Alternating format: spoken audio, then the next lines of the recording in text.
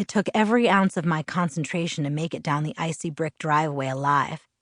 I almost lost my balance when I finally got to the truck, but I managed to cling to the side mirror and save myself. Clearly, today was going to be nightmarish. Driving to school, I distracted myself from my fear of falling and my unwanted speculations about Edward Cullen by thinking about Mike and Eric and the obvious difference in how teenage boys responded to me here. I was sure I looked exactly the same as I had in Phoenix. Maybe it was just that the boys back home had watched me pass slowly through all the awkward phases of adolescence and still thought of me that way. Perhaps it was because I was a novelty here, where novelties were few and far between. Possibly my crippling clumsiness was seen as endearing rather than pathetic, casting me as a damsel in distress. Whatever the reason, Mike's puppy dog behavior and Eric's apparent rivalry with him were disconcerting. I wasn't sure if I didn't prefer being ignored. My truck seemed to have no problem with the black ice that covered the roads. I drove very slowly, though, not wanting to carve a path of destruction through Main Street. When I got out of my truck at school, I saw why I'd had so little trouble.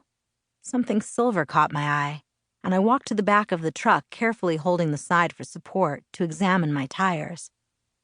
There were thin chains crisscrossed in diamond shapes around them. Charlie had gotten up who knows how early to put snow chains on my truck. My throat suddenly felt tight. I wasn't used to being taken care of, and Charlie's unspoken concern caught me by surprise. I was standing by the back corner of the truck, struggling to fight back the sudden wave of emotion the snow chains had brought on, when I heard an odd sound. It was a high-pitched screech, and it was fast becoming painfully loud. I looked up, startled. I saw several things simultaneously. Nothing was moving in slow motion the way it does in the movies. Instead, the adrenaline rush seemed to make my brain work much faster, and I was able to absorb in clear detail several things at once. Edward Cullen was standing 4 cars down from me, staring at me in horror. His face stood out from a sea of faces, all frozen in the same mask of shock. But of more immediate importance was the dark blue van that was skidding, tires locked and squealing against the brakes, spinning wildly across the ice of the parking lot. It was going to hit the back corner of my truck, and I was standing between them. I didn't even have time to close my eyes. Just before I heard the shattering crunch of the van folding around the truck bed, something hit me, hard, but not from the direction I was expecting. My head cracked against the icy black top, and I felt something solid and cold pinning me to the ground. I was lying on the pavement behind the tan car I'd parked next to. But I didn't have a chance to notice anything else, because the van was still coming. It had curled gratingly around the end of the truck, and still spinning and sliding was about to collide with me again. A low oath made me aware that someone was with me, and the voice was impossible not to recognize. 2 long white hands shot out protectively in front of me, and the van shuddered to a stop a foot from my face, the large hands fitting providentially into a deep dent in the side of the van's body. Then his hands moved so fast they blurred.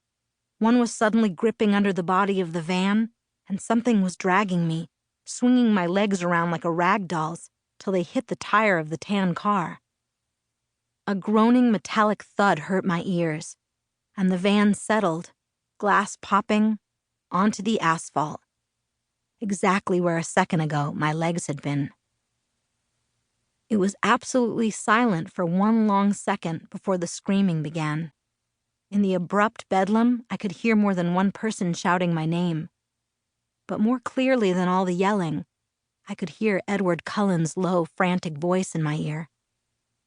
"Bella, are you all right?" "I'm fine."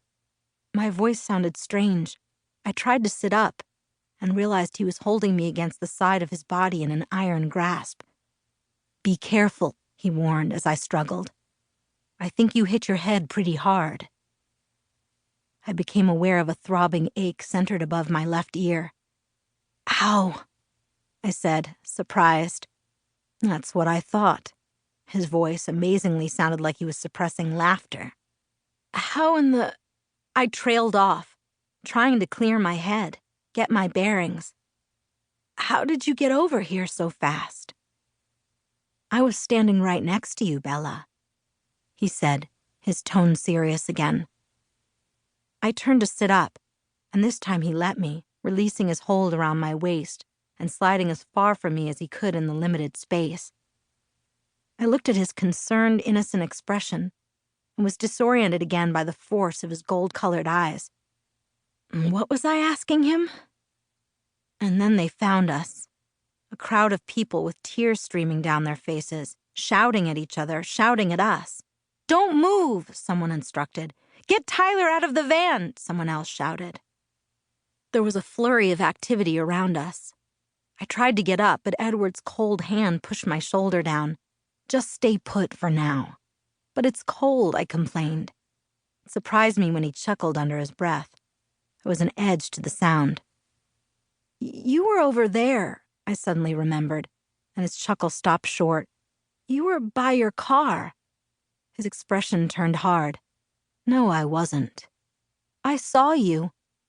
All around us was chaos. I could hear the gruffer voices of adults arriving on the scene, but I obstinately held on to our argument. I was right, and he was going to admit it. Bella, I was standing with you, and I pulled you out of the way. He unleashed the full, devastating power of his eyes on me, as if trying to communicate something crucial. No, I set my jaw. The gold in his eyes blazed. Please, Bella. Why? I demanded. Trust me, he pleaded, his soft voice overwhelming. I could hear the sirens now.